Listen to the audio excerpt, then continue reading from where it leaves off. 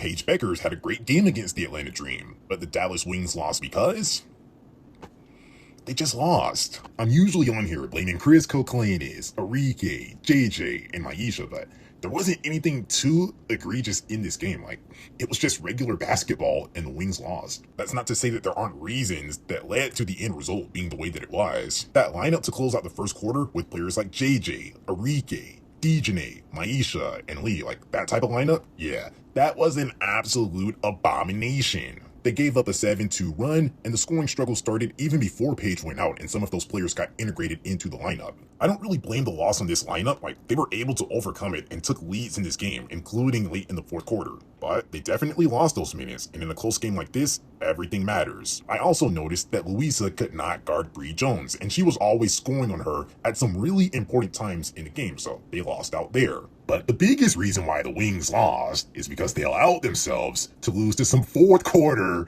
Hillman havoc. What the hell?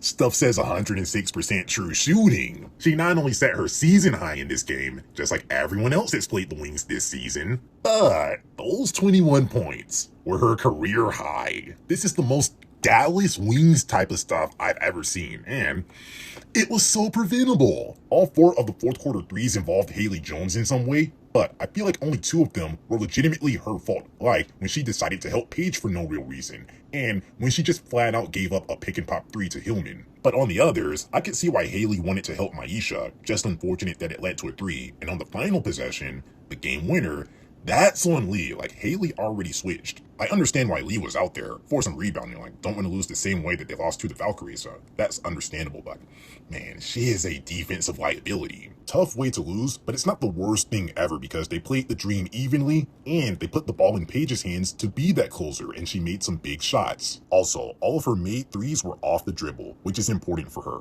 It just adds to her scoring and playmaking since teams aren't really playing her for that shot and she hasn't really hit that shot consistently. That's the only reason why I say that she should play off ball some. Not all of the game, not the majority of the game, just some possessions. She's been way more efficient as a catch and shoot 3-point shooter, which means that she can legitimately score on all 3 levels efficiently while off ball. When she's on ball, she's a great playmaker, but she's trading in that 3-level scoring for 2-level scoring, and sometimes not being a real pull-up threat from 3 gets in the way for playmaking. If she can continue to hit off the dribble 3s at a good rate, then there would be no reason for the on-ball, off-ball discourse. But yeah, like I said, they let Paige take big shots down the stretch, and they did the right things to win. They just lost, which is fine. Like, sometimes it's okay to lose a basketball game, and like, that's just kind of how I'm feeling about this game.